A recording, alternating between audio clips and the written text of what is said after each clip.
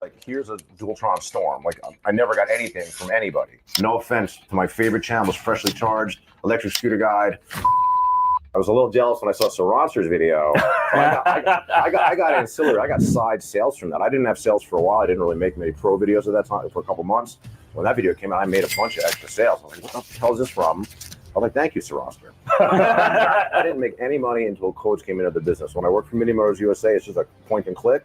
And I am back with them, and I'm not selling shit. 2 days ago, there was 2 orders. The guy canceled the first order, and the second order was your code. Oh, nice, nice. We just got a scooter someone was test riding, and they just stole it. Are you fucking serious? Yeah, just 30 minutes before you came. No offense, Yogi. But like, I have a pet peeve when girls are driving. Here we go. Cut the camera off. Levin's canceled. I have a really pet peeve about that. I'm not going to get murdered by my girlfriend. All right, you know I'm not a racist, but I am a fattest. I mean, look at this motherfucker. He's got like 9 feet tall.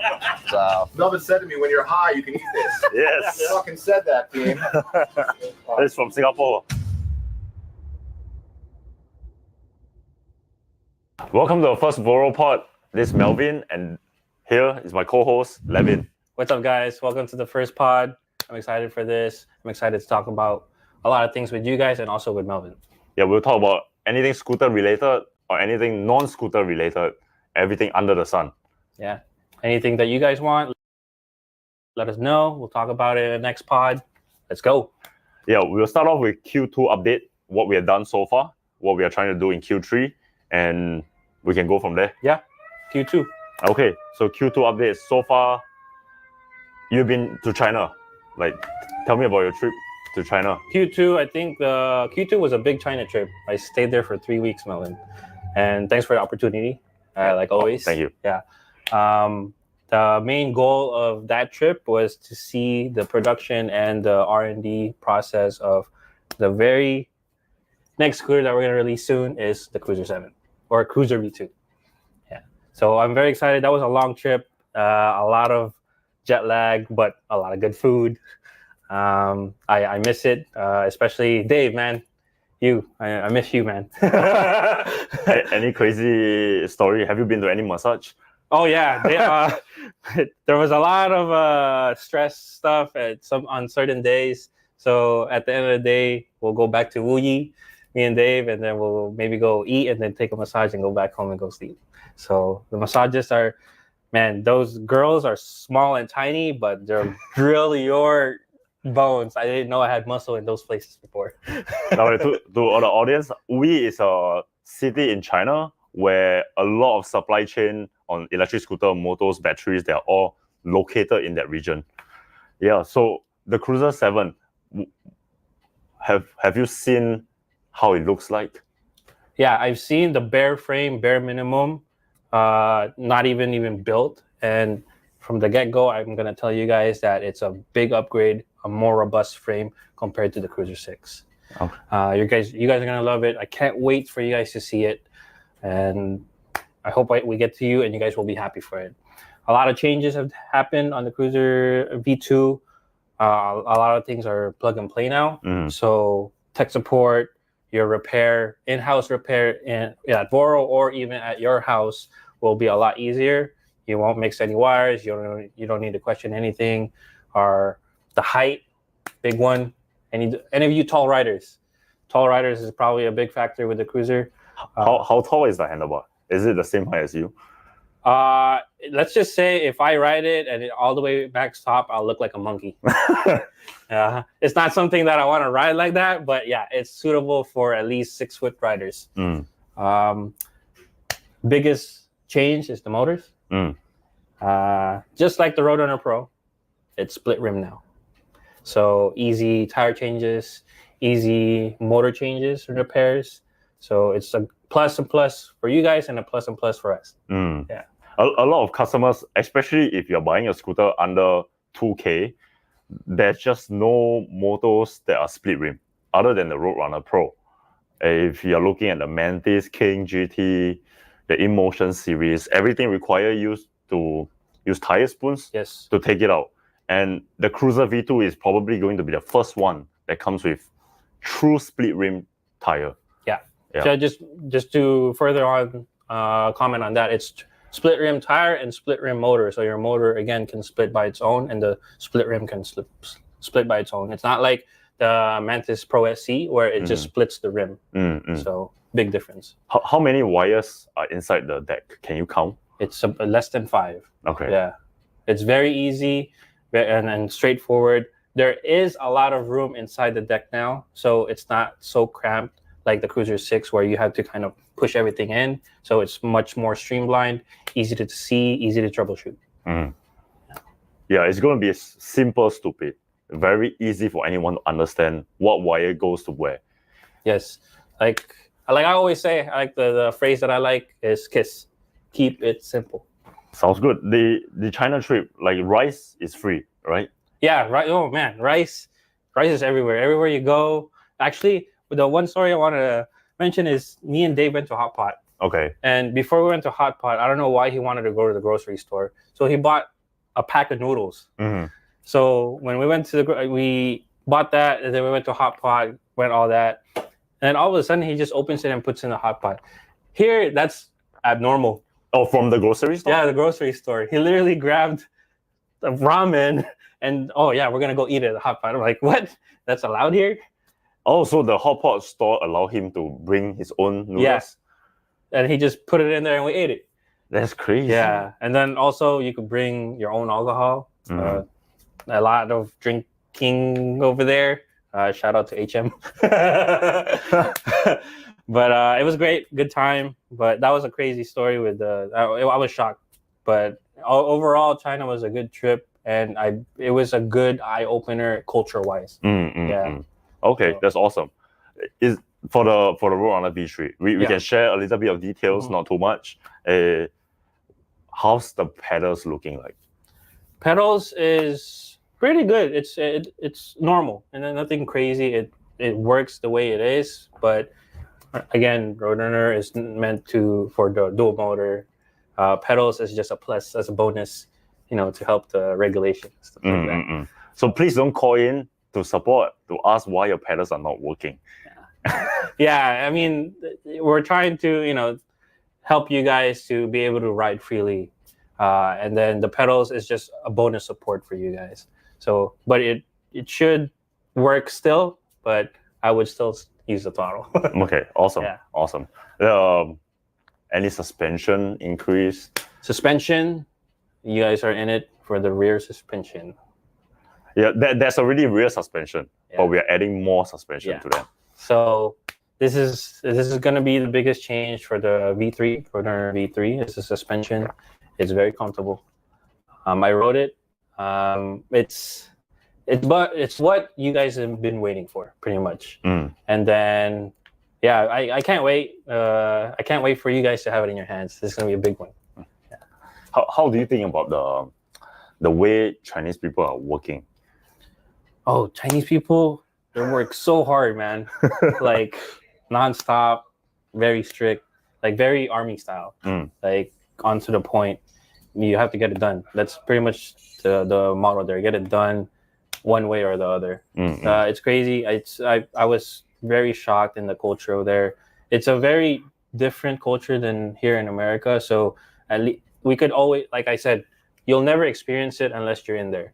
We could always talk, but you'll never walk to walk until you experience it with them. So thanks to you, I went to China, I experienced it. Now I understand the culture, work culture in China. So, yeah, it's no joke. Yeah, it's really no joke. Yeah, awesome. So, other than the new products like the Cruiser 7 and Roadrunner V3, the operational side, any updates that we have done so far in Q2? Q2, we've developed a better NPI, new product introduction. So that will help a lot of transparency between the China team and the US team. Also an accessory NPI, so every single accessory that we try to launch, it's more clear, and then we won't have any delays.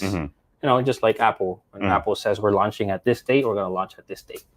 So we have to follow the highest standards as much as possible. So. Yeah, we really appreciate Levin here. Seriously, like there's a lot of broad topics that Levin is helping us in, like the tech side, the product side, product launch. It's just non-stop. He's a go-getter, so easy to work with. Been an amazing journey. Thank you. Yeah. You came from Tronic, like you were co-founder of Tronic. Tronic, Ryan. Yeah, so he used to make controllers pretty much. But right now we just work with this new company called EBMX. Yep, EBMX. Yeah. How are their controllers? EBMX is another crazy controller. Off the bat, I'll just give you guys 1,000 amps. I mean, 1,000 amps is a good number. So it's a big boost. I call it like a stage 3 upgrade for your whatever PEV you're going to put it on, or specifically the E-Ride Pro. So the biggest one for the E-Ride Pro is it will be plug and play for your E-Ride Pro. It will be set up easily for you guys to install. And don't forget, what was the promo code, Melvin? I think we had a promo for EBMX. Yeah, we do. If you buy an E-Ride Pro from us, it's $200 off the EBMX. Only at voromotors.com. Don't miss out, man. Yeah, it's a good deal. These controllers are pretty expensive, but we got you guys. Can we have the EBMX for the Roadrunner Pro? It's possible. It's very possible. We have to work with EBMX itself. Yeah. Let's see what they come out with, or maybe what we could collaborate with, but it is possible. Okay. Yeah. Okay. Shipping. We have a new warehouse in New Jersey. Yeah. New Jersey. So just to simple things out, shipping from California to the East Coast takes a while. We're trying to get you guys your scooters and whatever you guys order quicker. So if we had a warehouse, which we do now in New Jersey, anybody, if you cut the US in half, anything from the halfway point and to the East Coast or the West Coast, you'll get it faster. So this warehouse in New Jersey will help us out in our shipping. Yeah. No matter how fast we ship, let's say even if we ship it out the next day, if we are shipping out from California all the way to East Coast, the proximity is too far. We just cannot get you the products fast enough with UPS or FedEx. Yeah, it's just imagine that if you ship from the West Coast, anywhere in the West Coast, and goes to the East Coast, it might go through 2, 3, or even 4 trucks.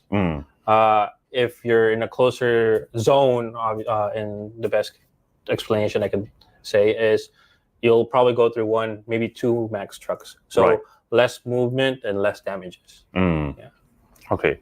Yeah, that's good to hear. I think a lot of customers are getting the experience. If you're in the East Coast, tri-state area, you will get your products so much quicker than shipping all the way from California. Sometimes UPS lose our packages too, and they don't update the tracking number. So there's no way for any customer service reps to tell you where your package is. UPS lose it. Yeah. So this should help us. Just give us some patience and just transition. Once it really settles down, we got you guys. Got it. Awesome. I think that's all the updates that we have. Lastly, maybe customer service side. Right now our response time is very fast. If you give us a phone call, someone should pick up immediately, or if we miss out your call, you should get a call back immediately. There's so much updates on the website, like factory order. Because there's so many parts in a scooter, sometimes customers are trying to buy them, and we just don't want to carry that part if we don't have to. So now we open up all the parts on our website so you can buy them. All right, the legend is here. We have a visitor, guys. What's going on, guys? Hey. Melvin, how you doing, buddy? What's going on, Levin? My ace in the hole. How you doing, man? I'm good. And you? I'm good. This camera's live right here? Is that what's going on? Okay, they're all so live for you. Okay, very good. I'm good. I can't complain. You guys know I scootered here and I bragged about it right away. So a long ride from Hollywood, 15 miles. What'd you bring today? I brought the RS, the InMotion RS. While you're riding here, do you see a GTR? No, I didn't see anybody on a GTR. Who was out there on the GTR? We just got a scooter. Someone was test riding, and they just stole it. Are you fucking serious? Yeah, just 30 minutes before you came. Oh my God, I'm sorry to hear that. But you guys probably have like information from him, but is it fake information, do you figure? Or? Oh, no, there's an air tag inside. So we are tracking him right now. If you're out there, we are tracking you. I know, yeah. You guys need to stop. I didn't. That's fucking crazy. How often does that happen to you guys? 2 weeks ago, we had another incident. This guy came, took 10 scooters, break in. So we found them. Somebody broke in and stole Yeah. 10 scooters. Yeah, correct. But that's not, if somebody comes in to test ride and drives away, that's got to be pretty rare, right? That happens. I've heard though that like maybe even if they give you their license, like they just don't care. You know? Yeah. That's fucking crazy. Correct. Well, remind me not to steal a scooter from you guys, but you've given me so many. Why would I steal? Like I told you, if we're bored, there's nothing to talk about. I can talk about my 7 Voro scooters, like I do on my live stream, pretty regularly. You have the Roadrunner SE. How is it so far? I barely use it, to be honest with you, because I'm going to modify it. Oh, Just to be okay. straight up. Yeah, that scooter to me looks like something I'm going to modify. I think it's a good like first scooter for somebody. That's what I think it's perfect for. If you're not going to modify it. But I kind of took it from you under the assumption that I'm going to put money into it and put make it like a super fast little vehicle. Right. Yeah. Levin used to make a lot of scooters that's highly modified. Like, what was the fastest that you went? My Fido goes 80 plus. Yeah, he told me his wife forced him to stop doing it. Yes. Yeah. I was when I got engaged, and then maybe about 3 or 4 months before the wedding, she said, "You are banned from that scooter, and you cannot ride it." You told me this a couple years ago. Yeah. I never forgot. It was really funny. Yeah. My girlfriend is a genius. She's very smart. She says women are too smart to ride these vehicles. What is it, like a 90% male demographic, your customers? What do you think? Mostly male, yes. Mostly, 90% plus, mostly. right? Yeah. Yeah. My YouTube analytics are just insane. 97% male. Wow. That's crazy, right? Don't worry, we're not forgetting about you girls. We want some ladies. Fast girl. Oh, fast girl, yes. Fast girl just got her Roadrunner program. Yeah. We have this like modified rims, pink in color. Right on. There's right a on. European lady that a girl scooter, you mean? Female oriented scooter. Correct. That's cool. Yeah, that's a good idea. I mean, why not? You can break into get women to ride these things, man. The market to me seems really small. You know what? I didn't see a GTR out there, but what I noticed is to this day, I see more Tesla Cybertrucks on the road than I do a big dual motor scooter. I just feel like that means the amount of growth, the potential is just insane. You know? Because there's a lot of people that doesn't realize how beneficial riding an electric scooter is. It's getting there. I think maybe the next only big step they really need is battery technology needs to get to the very little next level. When I watch my friend William Cervantes, he's another driver. He started on like electric bikes, bigger bikes, and eventually he's on a gas-powered moped now. When I watch him take like multi-100-mile road trips around California, I'm like, man, when you can do something like that on an electric scooter, man, that's going to be the deal, the game changer for sure. Solid state batteries. What is that? I don't even know. What does that even mean? They're very, very thin batteries, but they have such high capacity. Once that gets kind of situated in the market, it's going to be a big switch. You think the supply chain is ready? No, it's not even ready at all. We're still stuck in lithium-ion batteries. It's still the standard, and it's still a huge market for it. I mean, look at the Teslas. They're still using lithium-ion. So until that changes the market, or somebody just creates something crazy, small, high capacity. I think that's really it, because I do feel like a stand-up scooter specifically, we've done so much, like the business has done so much with these. How much you can put on better tires, better brakes, but it's really the same thing. So that battery change is really going to be the next big thing. I think within the next 5 years, it'll happen. It has to happen. Like, how crazy is it, like, from the first scooter you had until now? That's what I try to remind people, because people, listen, this is a tough business, a scooter business. It's a problem-solving business, in my opinion. Right. I feel for you guys. I love being an affiliate, to be honest with you. I can make sales, answer little questions, but thank you. I know, you guys have been very good to me. We have a good relationship, but it's a tough business. I was in other businesses in my entire life. My family was in the textile business, a warehouse making like vinyl shower curtains, table covers, a complaint business as well. You're dealing with the customers, other dealers, even. You guys have franchises and shit, right? So, like, I don't want to have to deal with that shit. I try to remind people what things were like 5 year ago, okay? 5 years ago, all the lower end scooters, first of all, look the same. Like, even like, it's very exciting. We're going to talk about the Emove Cruiser V2 today, you and me, right now? Yeah. In a minute. But that frame was on 20 different models, brands. Now, as time has moved forward, you really only see it on the Emove Cruiser. I don't see it on other models. And there's a good variety of lower end scooters. I just feel like it's a price point business, and people are trying to always get more for their money. So it just used to be that all the lower end scooters sucked. Now, like a $2,000 scooter from almost anywhere is decent. It's good. Like everything is leveled up, you know. So, and the top tier scooters are just squeezing as much as they can. The Cabo Dualtron in motion. I've never ridden a Nami, but I do include that in like the top level. But that's really, those are the four. Everything else is below that for the most part, you know. Right. But like you can get a lot for your money now. $2,000, you can get a lot more for your money than you could years ago. You'd have to buy a real piece of crap. But I feel like it's a great time to be a customer. It's a great time to buy a scooter. Use my bonus codes, will you? Yeah, things have changed crazy. My first scooter was an Irby GT Pro. Do you guys even know what that is? Yeah, I know what that it is. Business. Yeah. So when I first looked at scooters 5 years ago, I made the same mistake that I think people make the mistake of. I want it to be micro. It's got to be small. I really want. That's why there's this craft of making small Roadrunner and Fidos, right? That craft that's a small real scooter. Those scooters, if you want to buy something, they're very, very fucking expensive. So I made the first mistake when I bought my first scooter of how I want it really small, so I can bring it into the supermarket. That scooter, if you remember, was cool. It folded up into a wheelbarrow. Oh, it was very cool. The frame was very cool. The frame was special. It was unique. That's the one with a lot of holes, right? Yes, exactly, exactly. I think didn't they try to target like schools? Well, listen. At the very beginning, I was there in 2019. They had a store in Pasadena. Yeah, I think it like Pasadena or Pasadena. And they did say that like, we're going to sell this to UPS. Yeah. Mailmen are going to use it. And I didn't know. I was brand new at the time. 5 years ago, you know, I'm like brand new, like almost anybody else in this business. 2019, right? And it was a cool little scooter, but it was very small, went 18 miles an hour, which eventually, like you guys know about this business, since it's mostly males, something about us, we're always going to want to go faster. 18 miles per hour was a joke. But anyhow, there was nobody, that company they went out of business, I guess, and they couldn't service me. My battery died. I just gave up on the scooter. But then my next scooter was a Emove Cruiser, like a clone. I tried to clone them from Alibaba, AliExpress. I don't know if you guys know, I had 4, I called them Outlier scooters. Almost the same thing as like an Emove Cruiser. Same thing, but I have my brand name Outlier. That used to be the name of my channel, Outlier Scooters. Oh, hold on, can I say something?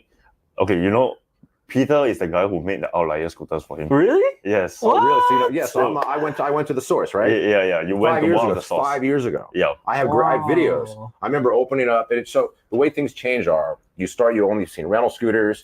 When I got my clones, I opened up the box like, this is a beast. This is the biggest thing you've ever seen. It's amazing. Like most of the market just hasn't seen anything yet. But so I have 4 of those. I rode them into the ground. I was thinking about, should I go into the business of selling these? That was really what I was thinking about doing. Kind of glad I didn't. I'm glad that YouTube worked out, because scooter sales, like I said, God bless you guys who are willing to work this business. But I can't. You know, I like an easy, peaceful life. So Peter, that's crazy. It is crazy. That was 4 years ago when he sent me a picture of the Outlier scooters. Then I saw his channel. His channel has grown so much since then. Well, I'm blessed. I'm super lucky. I still feel like a small channel, but like I'm just committed to it. It's like my whole life is based around making these fucking videos. I finally cursed. It took how long did we go? But my day is based on working, downloading, editing. You know, I recently got involved with a girl. I haven't had a girlfriend for a while, so we're getting serious. So like the weekends are for her, but 5 days a week I'm making and shooting content. You know, I just want to get videos out there. YouTube is a tough business. Yogi, you want to talk about your group, your Facebook group? Yeah, of course. Yeah. Emove Roadrunner Academy. Yeah. I mean, we're just talking about the Roadrunner. Yeah. We're talking about the Roadrunner. Legend. Yeah, it's a big group. Yeah. I feel super blessed. You know, not like, for those who don't know, out of nowhere, a couple years ago, Melvin's like, here's a Dualtron Storm. Like, I never got anything from anybody. So for there, he just got like basically a lifetime of devotion from me. Then he gave me many, many more scooters, made money with affiliate deals, but he also gave me one of the first Roadrunner Pros around here. And I remember you gave me a V2. Yeah. And I did really good with that. I wasn't even sure if you were going to give me a Pro. At that stage, I didn't know what was going on. You gave me a Pro. It was one of the first ones. Levin fucking... Oh, yeah. I remember this. Levin drove it to me. Yes. Levin, he drove it to me on the back of his video. Dude, I know that you guys work a lot more than I do. You're more driven. I almost feel like I can't work that hard anymore. I'm like 53, and I'm really trying to like have a peaceful, easy life. But I remember like you came at the end of your work day. This is the point. I was like, this guy was tired. Like, what a gift that you fucking brought this to me. Yeah, I forgot about that. I felt bad for you. Yeah. But it was great. It was amazing getting like a personal delivery, and you had it on the back of your car on a bike rack. Yeah. So anyhow, I guess I started Emove Roadrunner Academy on Facebook just because, not even really any reason, just because I was starting to sell units. And I want to stand out as a YouTuber as one, I don't review every scooter because I feel like if I can't do thousands of miles on it, your opinion, no offense to my favorite channel, is Freshly Charged, Electric Scooter Guide. You take each scooter, you ride 50, 100 miles at the most, and then it's stuck in somebody's garage or they sell it. That's the nature of the business. I feel like it'd be better for me to like pick X amount of scooters and just ride them consistently. So my thoughts on them are like deeper, so I try not to comment on other scooters that I don't own. But anyhow, so started selling some V2s, gave me the Pro, selling those. So let's make a page where if somebody has a problem, they can post it there. And we can go to the next step. We know they can call Voro Motors, okay? Customer service is a tough business. And now everything is online. So if somebody has a problem, they post it there, and I don't really get involved. They kind of solve it themselves. Sometimes, Melvin, you do come on there, which is really above and beyond. You never were obligated to come on to the page and help out. But I feel like I can tell the Roadrunner, the Emove line is like you. The other, you're more of a representative of the other stuff, Cabo and stuff. You're very close to them, but I know the Emove stuff is you're opening up a factory in China, right? That's going to really make the product. So, just to solve this problem. Yeah. So I felt like, to be early on the Roadrunner line was amazing. And the page has got almost 4,000 members on it. And I don't accept it. I deny a lot of people because there's a lot of scammers that apply to the channel. It's actually terrible, but good. Since the whole point is to post a problem and I'll never delete it. So you can scroll through it. But on the other end, there's majority of people are bragging about their modifications, about I just reached 2,000 miles. Of course, that's also up there. But I never, that group's important to me because I'm really truthful. If anybody calls me out as like, oh, you're just trying to sell, it's like bullshit. Because everything is there for going back for years and you can use the search function. And I just feel like you guys are really behind the Emove products. And I feel like there's going to be more money in that in the future, just to be honest. Like we're going to sell a lot of those. And, when I was a little jealous when I saw Sarancer's video. I got ancillary. I got side sales from that. I didn't have sales for a while. I didn't really make many pro videos at that time for a couple months. When that video came out, I made a bunch of extra sales. I was like, what the hell is this from? I was like, thank you, Sarancer. But I can only imagine how many units you guys have moved from that video with 700,000 views or maybe more now. And I was wondering what took you so long to get him a unit. We just reached out because he's doing a bunch of seated form factor. I think Roadrunner Pro makes so much sense. So we just connected with him and say, hey, do you want to check this out? He's got like the Zoomer and young millennial demographic. Yeah. The kids that are like, nobody 16-year-olds will watch my channel. Yeah. Probably even Electric Scooter Guide. But he has that young demographic and he's like a legendary YouTuber at this point. He's always going to get X amount of views. He's on the good end of YouTube where it just grows. Yeah. It's very impressive. I mean, nothing bad. I thought it was dumb to hide his identity, but now years later, I'm like, that was a smart fucking idea. He's very easy to work with. It's awesome so far. But That's great. Something crazy is that even though the subscriber count is different, every time someone comes in to buy Roadrunner Pro or E-Ride Pro, they talk about Sarancer, they will say Yogi Steve. Oh, I believe it. I appreciate it. The way I'm like, the amount of people who might know me and whatever the community is probably bigger than my actual channel, I feel like. Because for whatever reason, all I know is I go out there to work, 5 days a week and twice a day. Electric Scooter. I'm like, it's Electric Scooter Academy. It's like, it's not that hard of a name, that's all they can remember. Steve, Yogi. But I was a longtime yoga teacher for 20 years in my neighborhood before this, taught a giant class almost 7 days a week. So I'm used to like being a very low level celebrity. I love it. Everybody who's a regular person should feel a tiny little bit of celebrity. It's just nice, a little bit, not too much. Z level, it's fine. But that's nice. I'm glad to hear that. Wait, and, Yogi, your affiliate code is electric. Well, I have $50 off for any Emove or Cabo. My base 50 Electric Scooter Academy. Just the whole name. Isn't that so long? I mean, even I would be like, use it. Yeah, but you know who the fact that you can say Schwarzenegger. Oh yeah, true. Yeah, I got a point. Pearl Jam is a dumb name. Yeah. We get adapted to like words and names. So yeah, it is long. But I have other ones. GTR, ESA GTR for $300 off the GTR.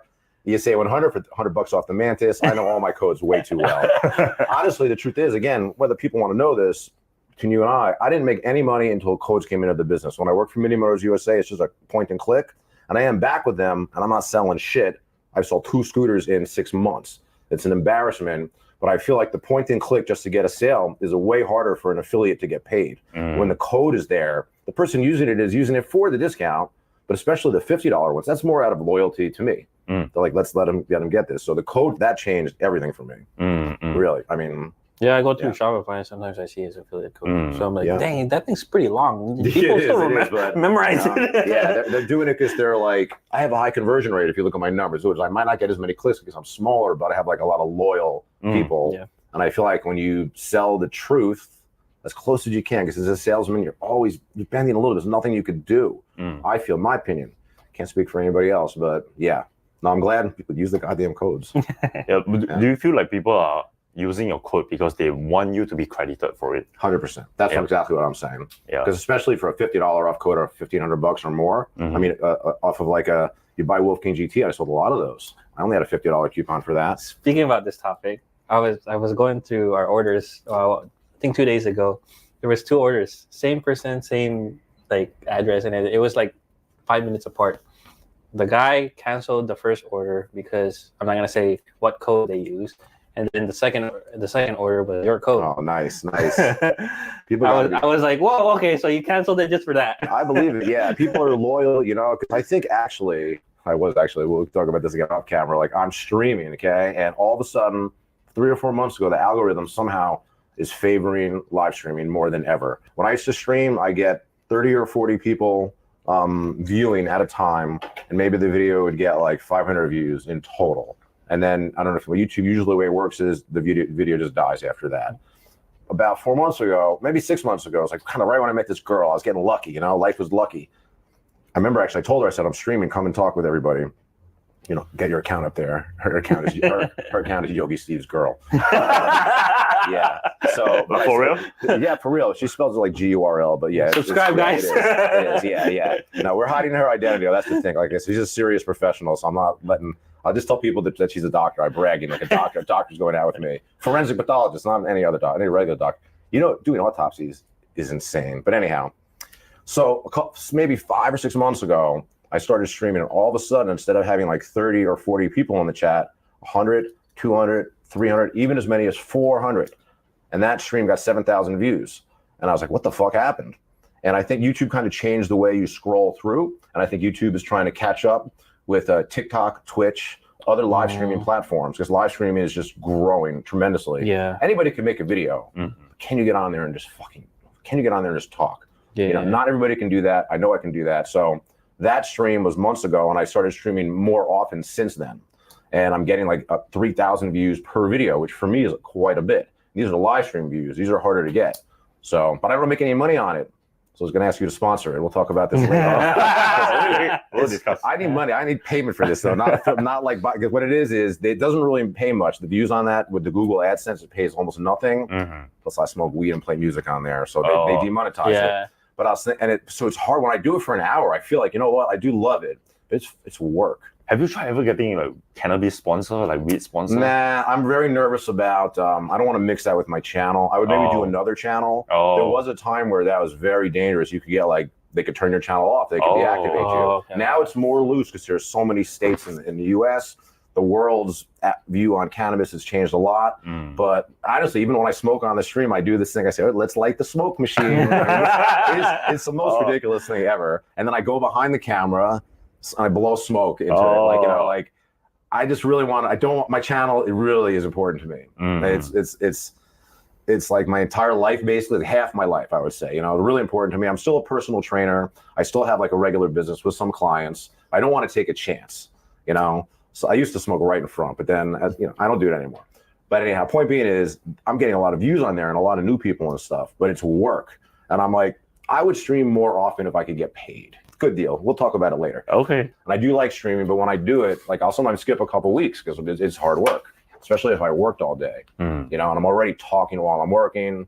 On the stream, I've actually resorted to fucking drinking these stupid things. I saw you just started drinking energy drink, huh? About 6 months ago, again, I got this girlfriend. I made a promise to myself I would take her out more often. I go to bed at 8 o'clock at night. I get tired. That's early. When the sun goes, you're young men. When the sun goes down, I get tired. I just do. I'm fit and everything, in shape, but I'm old. I'm 54 almost. Soon to be 54. Regardless, I go to bed early, but I promised myself I would go out late and take her out more. She's younger than me, of course, not a lot. She's 47. She's not a kid. So one night we went out to see my buddy's band, And it was like 9 o'clock start time. I'm like, oh God, I'm going to die. And somebody's like, have an energy drink. Of course, I know what energy drinks are. I just drink coffee, and I would never touch coffee at night. But I had one, and I was like, oh shit, this is stronger than coffee. I really like it. I know I can be like a little addictive. So now it's just like no more than 2 a day, only when I'm working. I'm only drinking this because you had it here for me. But I like caffeine. I think is a very safe drug. Yeah, we have donuts here if you want. No, I appreciate it. I'm not going to see what you got though. What do you got though? Just take it, Stevie. Oh, no, I'm not eating any of this. I'm curious what you got. It looks pretty good. It looks pretty good. It's like an LA thing. I think ever since we moved here, like so many people are getting donuts. Yeah. No, I brought you guys donuts once. You had donuts for us last time, but no, I just had tacos before I came here. Once I got into the neighborhood, I saw I'm gonna eat tacos here. This is a good taco neighborhood. Right. But I think back to the Roadrunner, right? Mm-hmm. So the page is really important. People have problems. They can share their problems there. A lot of brags on there. If you want to make it go faster or longer, a lot of guys are getting more batteries, learning how to do that. But super proud of that page, reaching 4,000 members. And they're true. It's a real 4,000 members because people sign up and I can just tell they're a scam account or people post shit for sale. They're gone forever. You only see them once. The members on there are very protective too. I'm very lucky. I'll miss stuff sometimes. They'll tag me and I'll just delete it. But I feel like to have a real sit-down scooter, that's the thing. I'm sure you understand. Like, there's scooters with the seats, but with the post. I did that for a year, more than a couple of years, almost a couple of years, and they're not good. Correct. They're not. Scooters are made to be stood on. That post is vertical. The base will always get loose, except for maybe at the highest end, maybe like on a Dualtron X or something. Maybe that post doesn't get loose, but every other brand just stand on it. That's what they're made for. So the Roadrunner is like, it really is a scooter, no pedals. It's a scooter. It's just a throttle, but you sit on it and you're ergonomically, you're like more normal. I mean, I as a teacher, I always can remember what something is like when it's new. You never forget because it's easy to make fun of somebody. Oh, you're scared of this, scared of that. I can do this, I can do that. When I first got on that Roadrunner Pro, I was like, what the fuck? Like, it's a motorcycle, dude. He was spinning his front, spinning his front wheel. But also, though, it's faster. It feels faster. You're closer to the ground. You know, I'm not on 2 feet anymore, but it felt like a real mini motorcycle. Now that I've been riding it for a while, I'm just out there ripping. It's fine.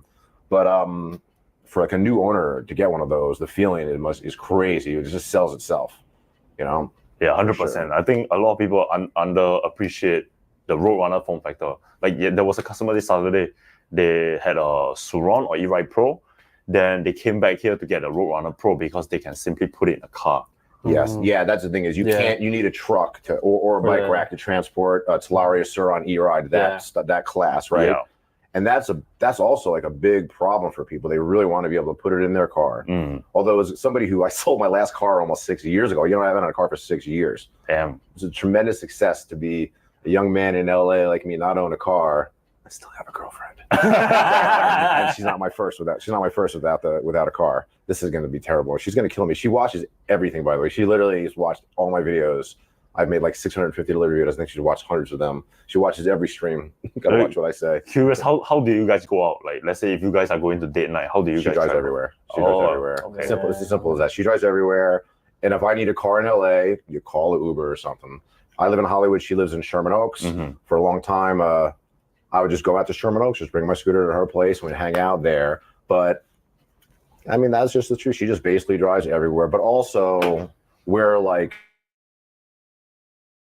we just watch TV. We Netflix and chill a lot. Oh, okay. We Netflix and chill a lot. You know, where we just. No offense, Yogi, but like when girls are driving. Here we go. The camera off. Levin's canceled. I have a really pet peeve about that. Oh, I love it. I don't know. It's just like, I don't know. Maybe because I'm like born traditional, and when back home, all I see is just guys driving their girlfriends, wives, and stuff like that. Oh, okay. So when I see it here, I'm like, bro, can you like drive or something? I don't know. I think it's just my mindset or something. Listen, I have nothing to say because I have thoughts about this topic, but I feel like I'm not stupid. Like, I've been recording myself for a long time. I'm not editing this, so I'm not going to get murdered by my girlfriend. Yeah, it's just a pet peeve of mine. Oh my God! So nobody will hear that. That's wonderful.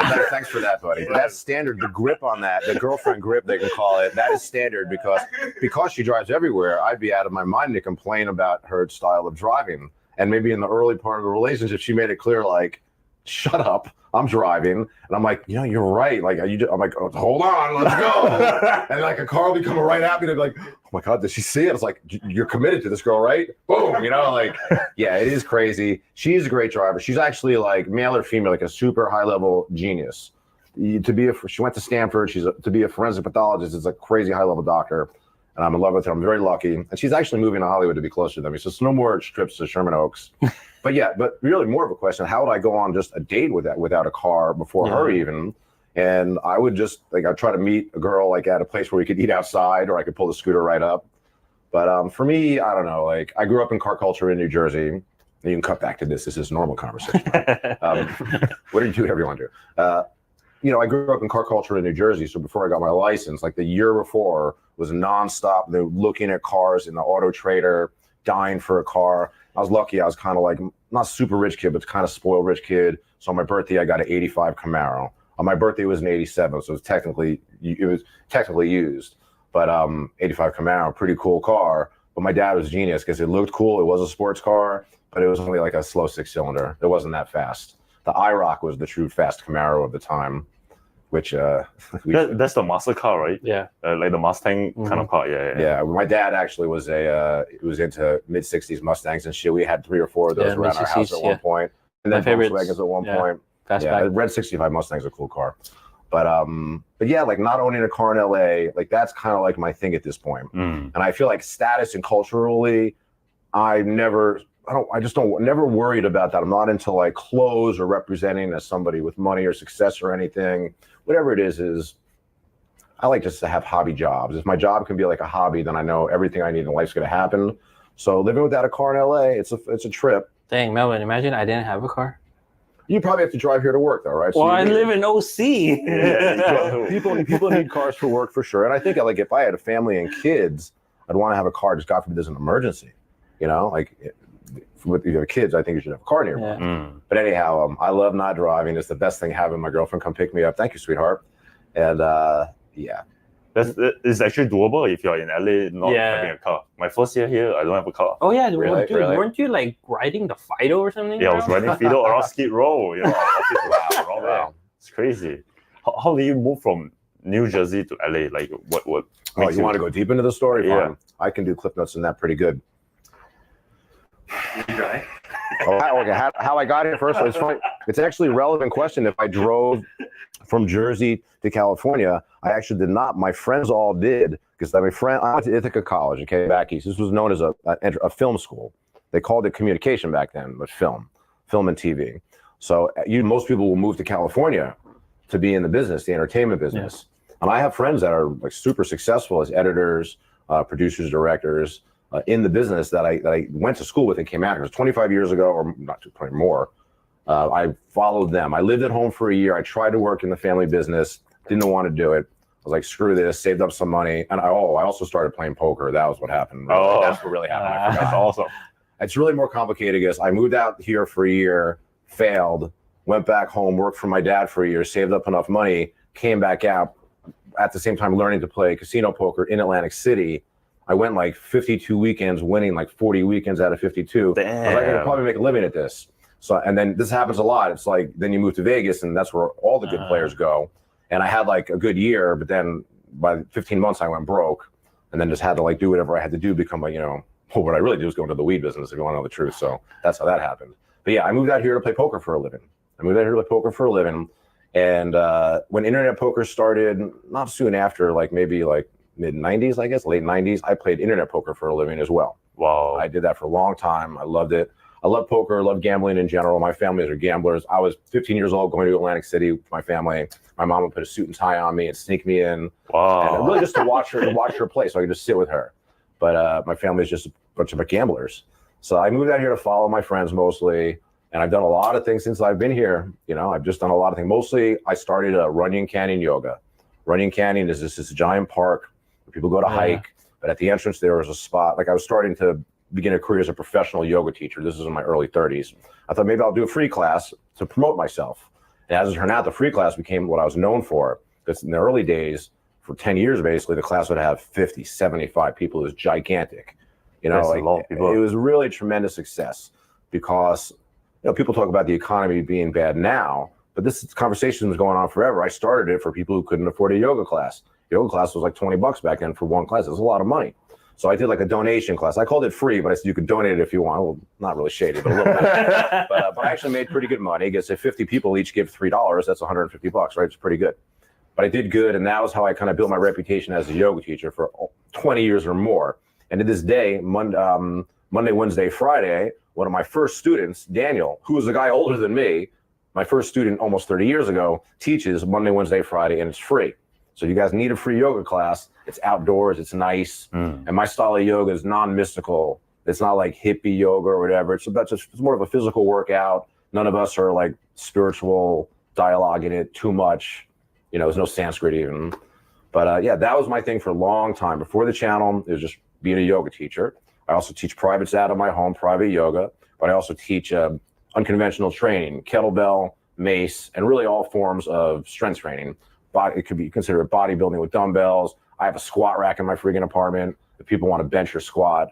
But a trainer for a very, very long time. I still have students to this day. COVID destroyed my training business though, because people didn't really want to be face to face for a couple. Remember that? Right, crazy, right? It's crazy times. Yeah. What happened to this business during COVID?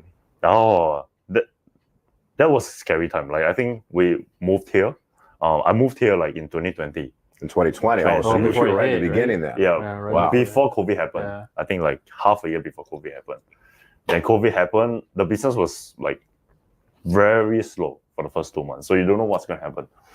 Then actually, I think this story, not a lot of people know this, but Electric Scooter Guy reached out to me during that period, 2 months in, asked me, hey, what are you experiencing? And we are saying that, hey, so many people are coming in to buy with the checks they're receiving from government. Yeah. And there's a lot of first responders. So, oh wow. Yeah, then we said, okay, why don't we do a first responder promotion? Then we did it with Electric Scooter Guide to educate about the public. You cannot touch the bird scooters at the time. Yeah. So once that started, that's when the whole business took off. Yeah, COVID probably helped this business. Yes. Because something you're doing this outside, right? I mean, beyond buying the scooter, having to come in, like the activity is outside by yourself, kind of, Yeah. But COVID I think activity. the PEV industry just spiked during COVID because everybody was just buying bikes and scooters. But it all started off from the first responders because they need a way to go. Yeah. Yeah. That's amazing. That's really interesting. Remember COVID? That shit was crazy. It's funny. I have a weird take on COVID. I did really good during COVID. I was margin trading crypto. I made and lost a ton of money. I'm open about that story, so I'm never afraid to talk about it. But I learned about margin trading, which is like gambling. I don't know if you know. For crypto. Yeah, for only crypto, no stocks. Yeah, I knew all crypto. So, I made a lot of money, lost a lot of money. That year was the year where Bitcoin spiked super high, Yeah, at 19K, I think. Yeah. I mean, even following it now, it came back to that level. I don't know if you're even aware. Right now it's at 70, right? Yeah. So it's really having trouble for years breaking 70. But the fact that it came back, because when it crashed, It was like, I mean, what, 30 grand? it went down to 14. Wow. It went down 80%. Like traditionally, I wasn't really investing. Margin trading is gambling. I don't know if you really know what it's different. It's not investing. People ask me how much Bitcoin did you have? I was like, none. Because it's like you just you're just trading. You're just margin trading, and you're getting loans from. I was using Qcoin, which Americans can't even use anymore. But it was exciting. I thought I was going to be a millionaire from that, and then I fell asleep. I woke up and it was all gone. It's a weird thing. Like, I was an inexperienced trader. I didn't take profits. I just kept rolling it over. So, that's good when it's good. When it's bad, you don't sleep on it. I learned a lot. Not the first fortune I've lost, because I was also a poker player and made a six-figure amount of money and lost that. So up and down. Yeah. Or you only trade Bitcoin? No. I traded everything. And actually, the altcoins moved faster. They were more exciting. So, but everything follows Bitcoin. If you're looking just in the general news and Bitcoin's going down, the whole market's going with it. So, I mean, I trade a lot of like VeChain, a lot of XRP, a lot of Cardano, pretty much the top well-known ones. And I'm thinking about it. I was one of those. I was really like, it is like a cult in hindsight, because I remember being at group rides, be like, you got any crypto? You got any crypto? I just wanted to talk about it with anybody who wanted to talk about it, And it was a good learning experience. I would, if I had any money, I don't really have any money anymore, but if I had money for an investment, I would have 5 or 10% of my money in crypto, I think is fine. But the crypto market, crypto boys, what they do, the big mistake is you have all your money in crypto.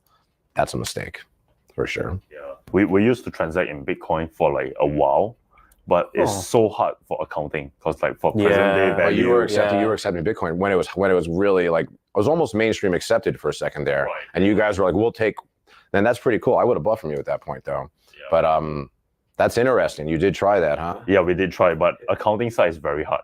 Because how do you? Of course. Yeah. I can only imagine. I mean, the price is not stable. Correct. You know, so volatile. Yeah, you would have to cash out immediately to get the present value. Yeah, so it's very hard. Yeah. Very hard. Like one day this is worth certain amount of Bitcoin, the next day is different. Yeah. I remember though when regular businesses were starting to take crypto, and that's the thing is that's why I forgive myself for like being a little brainwashed, thinking like this is happening. You know, it's these major American companies are accepting this and promoting it. Say it again? Tesla accepted him too. Tesla was the beginning, right? But he's like, you kind of would expect him to, being like a tech guy. And, you know, conservatives love crypto. That side's of conservative. God, don't talk. But also, I mean, Elon Musk, when he said something, oh, yeah, I'm going to buy or sell something, everything just... Yeah. I mean, I made a lot of money trading Dogecoin, now that I think about it. Oh. He said about Dogecoin. Yeah, and even Shiba, which was also like a variant of that, I guess. Who saw that taking off? I own some of that. That was crazy times. But I'm lucky because I always prioritize just enjoying like having a good life, a peaceful life. You don't need much money for that. And yeah, I mean, it is what it is. I'm not playing poker anymore though. People ask me all the time. I watch poker on TV every day though. I still do. That's awesome. Poker. Yeah. Yeah, to get this kind of mental state is very hard in LA, especially where there's so much materialistic distractions. Yeah. So if someone today wants to find you for yoga lessons, how do they find you? I mean, they can just drop a comment on the YouTube, I guess. I have everything on social media, but I'm not really hard looking for students, to be honest with you. I'm kind of like petering out the last students I have. Of course, if somebody local wants to train with me, it's really easy to find me because I have tons of social media all under Electric Scooter Academy, Instagram, even my Facebook, on my YouTube. It's pretty easy to find me. I'm not really hard looking for new clients because I really just want to kind of be in the scooter business. Like I still feel like I got like 10 more years of this. The next 10 years, this business is just going to explode. And so I feel like lucky to be involved with you guys because you're not just selling at this point. You're opening up a factory in China. You have to be in the business to know what this means. Yeah. It's really a big deal. It's very tough to do, for sure. I can imagine. I'm sure it's not going to happen tomorrow. It's definitely a lot of work. Yeah. Like the Cruiser V2, let's talk about it a little bit more. The handlebars itself is as tall as Levin. Well, that's what I did see. I should have made a list, but that's important. Yeah. The higher handlebars is super important because I feel like every scooter I have an extender on because I think it's made for like the 5'6", 5'7" market. I'm not going to call it the Asian market. I'm not going to sell your people. I mean, look at this motherfucker. He's got like 9 feet tall. So, but it is made for a shorter market for sure. Right. And to get on a scooter and to be able to hold the handles and not be overextended. Yeah. That's the thing is I try to explain to people like in weightlifting, you know, like if you held a weight out like this, 5 pounds, pretty quick, it'd be heavy. You hold it like this, you could hold it indefinitely. Right. So your better arm position is tucked. So you're kind of like your lats are involved and you're not just handing it and shouldering it. But a high bar, that's what I like about the RS. I have it super high. That's going to be a big, big difference. I mean, that's a huge selling point. Yeah. Huge. I think that's the tallest handlebar in the market for sure. I can't wait to see that actually. I can't wait to see that. This request was a little weird when we had the R&D meeting. What, make them taller? Yeah. Really? It's interesting. I mean, like I said earlier, I look like a monkey riding it because it's so tall on me. Yeah. But I mean, I'm 5'4", so but it's adjustable. Yeah. But like when me and Dave were, testing it out, like, bro, this doesn't make sense. But it makes sense for tall people, 6 foot, 5'9". What's the average like American height though? Is it like 5'9", I think, right? Yeah, that's what I think. Yeah. Oh, but if you look at the average weight, it's interesting. Oh, we're fat here. 260. Don't say that. Really, it's gross. Yeah. Sorry, I'm 260. I'm not racist. Look at the average weight. Cut this out. Cut this part. I'm not a racist, but I am a fattest. How did the live stream get started? How did you decide to like? I don't know. I just felt like I wanted anything to make the channel grow. And YouTube, it's a very hard business where if you're not like growing, you're probably not flat. You're probably slowly even shrinking. I had moments where I was more viral, and then the channel's been very flat for a long time. So I'm willing to do anything. And I think the strength of the channel is making one-on-one connections with people And so live streaming, I feel like, is the way to do it, because people get into the chat, you answer their questions, you say their name. I say everybody's name. It's a big deal to hear your name in a stream of somebody that you might like. So, and I liked it. I did like it. I still do like it. But again, the reason why I'm trying to get sponsored, because I feel like I would do it more if I was getting paid, you know, because it is tiring when I'm done. But I think streaming is the future. Like, I think that everything is growing, obviously, technology, social media, but streaming, long format streaming especially. And I feel like YouTube is pushing it. I've been seeing that a lot. It's not I mean, in all industries across, there have been a lot of live streamings lately. Yeah. At least on my feed. Yeah. And it's weird, like, we're a little bit older. Like, we don't watch gaming online. You don't watch gaming, right? But the whole generation before, they watch gaming and shit for hours. Right. And I really don't really watch live stream myself. I'd rather watch edited content, you know, but young people, whatever. I don't know if they just put that stuff on and just listen to it. But I like streaming. Initially I did think I'd like to get a Twitch platform, but if you think YouTube is hard to like get a channel going, my understanding Twitch is it's nearly impossible to start from zero. Very, very, very hard. Especially like, I know who I am. I'm 53. I'm not exactly the demographic. I'm old. But I like streaming because I like talking. It's a little bit of therapy too. Sometimes I get a little deep. You know what's still popular is that Pokemon Go.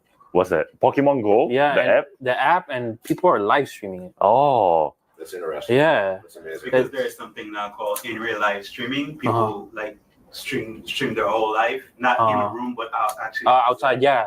So, But you imagine how much data you're using. That's getting tracked? Yeah. Well, not in terms of track, but like you're eating up a lot of bandwidth having no Wi-Fi because you're out here. Unless you have a small like Wi-Fi mod. I want to get somebody to follow me and shoot me doing deliveries live streaming. I really want to do that, but it's like not that easy to set up apparently, right? Like, just to live stream and have a good signal, you need equipment basically, right? Yeah, I asked because I really feel like I know some people just stream through their GoPro somehow. You linked it to your YouTube or whatever. I tried it once. Oh, you tried live streaming? Yeah, I tried live streaming on my GoPro when I was like doing, rides. Were you able to make it work? Yeah, it was working, but I just gave up because I don't have time to do all that. If I could, like, there are people on TikTok that have a lot of followers even that the live stream their deliveries, and I just feel like I need a second person to help me do it, you know. But I don't know, just live streaming. I felt like I like doing it, and I watch a lot of like live stream poker online, so that's how I'm mostly exposed to it. I usually watch edited content, sometimes live. Right. Yeah. I think live stream blackjack. I watch it all the time. Oh, you are a gambler. You do gamble a little bit. Sometimes. This guy. Who knows what that means? I've been around gamblers for too long. I mean, I hope you have it under control.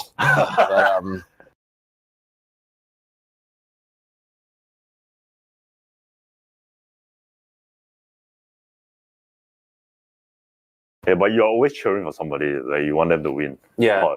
yeah, it's fun. It's Look like, at the dealer, Yeah, people watch people eat. You know, like it's like you're sharing that. But let me say, is there any other questions about the V2? The tires are like what, 10 by 3, 10 by 275, something like that. So the V2, right? Or the V2 Cruiser, yeah. But it's like hybrid. Yeah, the tires are. They're gonna be hybrid. I like the hybrid tires. I like the hybrid tires on my Mantis. I think the GTR also has hybrid tires, right? I do like that type of tire a lot because I drove around on off-road tires on scooters for years, and I just got used to it. You know, wasn't it you who said, "Oh yeah, when you change, it was you. You're like, when you change to road tires, you're never gonna." It might have been you. It might have been somebody else. This might have been a long time ago. Because I don't go off-roading. I'm confusing it with my friend from Singapore. Actually, I remember when I used to always say Singapore. That's the home of electric scooters. At one point, that was where like all the mechanics. Right, I'm not crazy. I got the country. All the crazy people. I remember you guys. Did you guys ever meet Warwick from Rido? Oh no, we never. I heard of his name. You've heard his name before. I bought my very, very first scooter from him, but he had like a crew of guys from Singapore, and I got a very good early education on what's going on in this business. How, it was interesting. But he was what he told me when I brought the scooter in to change from off-road tires to road tires. He's like, you're never going to look back. Off-road tires, they are okay, but they're nothing like a good road tire. But I feel like the hybrid tire is pretty much just as smooth as a road tire. You know, although I tell people, don't go off-road with these things. You're fucking crazy. You change it with your Dualtron Ultra at the time? Say that again? You change it on the Dualtron Ultra? Yeah. I got it with the Ultra, the first generation Ultra, when I put 11,000 miles on mine. It's kind of like built my reputation with that scooter. It had off-road tires on for a long time. Then I put road tires on. And I would never like use off-road tires now. Sometimes I did because I have to. I didn't have anything. Actually, for a long time, I drove around with one off-road tire, one road tire. What? That's how classy I am. You can totally do that. It's no big deal. You can totally do that. I did that for a while because, I just didn't have tires, But yeah, man, I like the hybrid tires, though, I think are a very, very cool invention. I think they're very fucking cool. I like them on the GTR a lot. Yeah, I think that's very useful. A lot of customers like it. It's the GTR width is hard to find, so that's the problem. Like if you want to find a replacement tire, it's not easy. Yeah, well, the only place I found it was like directly from their. They haven't. That's really was the only difference. Again, whether you keep this or not, it's the only difference between like Dualtron and other brands is you can't find any Dualtron stuff through these secondary vendors. Yeah. But Cabo has their own line. You can buy. Like I definitely bought. I did have trouble getting it on my scooter. Right, I had to bring it here, but I did get a rim from them and tires. But yeah, otherwise they're impossible to find. That must be the only place that is selling that particular type of rim and tire. Yeah, the GTR is too unique. That's why it became 12-inch. I don't know. Correct, but like I think right, Steve is bringing out a really good point. Like if you can buy some parts on AliExpress, it's great. But to the distributor, if the manufacturers don't give us the BOM list, time they put it on AliExpress, it make us look very bad. Yeah, so I'm telling you, guys having your own factory and shit, getting deeper into the business like that, like I see, like it gets rid of all that shit right there. You're not gonna like yourself have an Ollie page. Yeah. You're just gonna sell your, you're just gonna sell your stuff through your vendors, to your affiliates, your page. But it's very difficult. Sometimes we just see something out of nowhere and be like, oh, we didn't know about it because we don't have the full list. And since we brought up the GTR, it is interesting. Like I really like. It took me a while to adapt to it because that thing, the distance from the rider to the handlebars is insane. It needs the extender. But when I ride that, when I get out there, I am like, this is a special feeling. This is like, it's so big and heavy. It's almost like you're surrounded by it. Right. Like if I'm going to go over big bumps and shit that I don't see, I want to be on that scooter. So while I'll tell you guys, I came here on the RS, it's like my favorite scooter to ride, but under certain conditions, I'd rather be on the GTR. That thing is special because of the size. 12-inch tires, they're big and it's so high off the ground, and that sine wave controller, the RS has a sine wave controller too, right?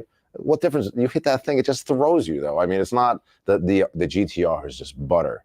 That thing, it really does feel a lot different. I never really understood that actually, how they're both sine wave controllers, but so different.